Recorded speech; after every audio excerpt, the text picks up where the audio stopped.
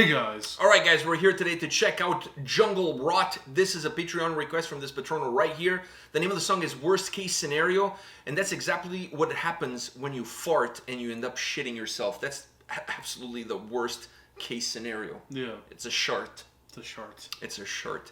I'm not gonna lie. It has happened to me. Really? Yeah. More than once, actually. Oh. More than once. What can I say? Shit happens. On that note, Jungle Rot, worst case scenario, ready? Yeah. Alright, let's do it up.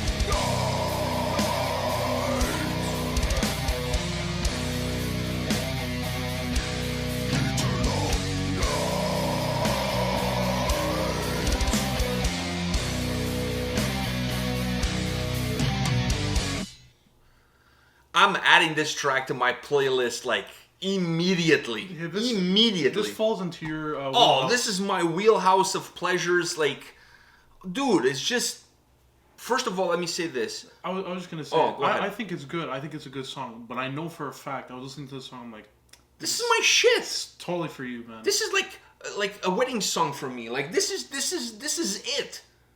This is it. By the way, this would make a great wedding song. Worst case scenario, you go through with a wedding. Yeah. That's kind of like the worst case scenario. First, let me start off by saying this. Huge amount of hair envy coming from yours truly right now.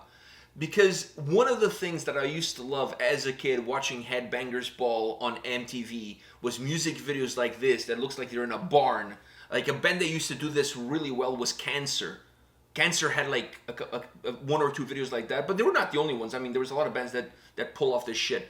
But what I'm going to say next is that was the pièce de résistance. Was not only the scenery of the video was very simple, but at the same time a little bit threatening. Is the hair down and just kind of going like side to side. Yeah, just going with it. Like two bands. I got into two bands more because of how they looked in the video than eventually the sound obviously became the reason why I listened to them. But the first impact was the video, and that is Cancer and Obituary. Because of the hair, all you see is hair going back and forth. Huge amount of hair envy from yours. I didn't have it as a kid and I don't have it now. I thought you did. You had like long not like hair. that. Not like that. Yeah. They could broom the floor with their freaking hair, like, and when you go like that, and it's just, it's for me, it's the money shot. It's especially for songs that have this meat on the bone. Yeah. Is the money shot. So let me just start off by saying that I love the simplicity of the video. I love the hair, like it has this old school flavor aroma to it, for a lack of a better word. Now, the song starts immediately. I was like, "We're going places here." Yeah. What did you think as the song starts off? I mean, as the song started off and as it continued, Were you expecting a go? I was or expecting I was expecting something like that to really kick it off. I know that was the only disappointing thing about this whole thing. But as we were going through, I'm like, this feels chunky. It feels right. But still very melodic. But still has that. It has that melody, but it also that melody has this not grittiness, but like it has this like uncleanliness thing about it. The whole feel feels very dirty. The whole song, and then it's filthy. This track is filthy. It's filthy, and the whole time I was just thinking how much you were loving this shit because I like this, but it's not my wheelhouse. I know you like it, but like. Here and there. Here and there, yeah? But this is your No, this I could listen to this on loop. Yeah. On loop. Like, this is my shit. Like when I hear this, like a song that grinds you out, but it also has a little bit some moments that picks up a little bit, but overall you just feel like you're being put in through the grinder. And the song is chunky. It has this chunkiness to it, and then a riff that feels like uneasy about it, but I love the way it sounds and like you said, the dirtiness that it carries within the track. And then on top of it all, you put the vocals that just feel so heavy, like so powerful on top of everything else. This song to me is absolutely aces. The patron that asked us to check out this is living in my head. Rent free. He's rent free in my head. Because this is what I like. I love this shit.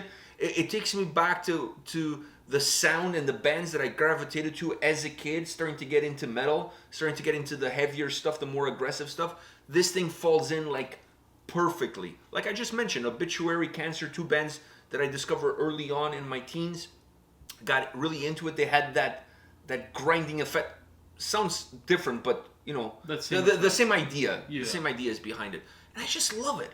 I love the vocals, I love the guitars, and I love the video, the simplicity of the video, the hair. Like I'm all in it.